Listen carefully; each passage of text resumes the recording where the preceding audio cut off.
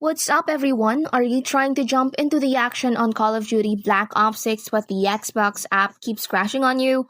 It is a frustrating bug that can ruin your gaming session.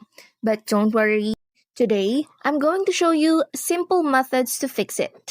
First, you could try the Verify and Repair tool because this is an incredibly useful feature within the Xbox app. It scans your game files for any corruption or missing data and automatically replaces them. This is often the root cause of crashes, especially after an update.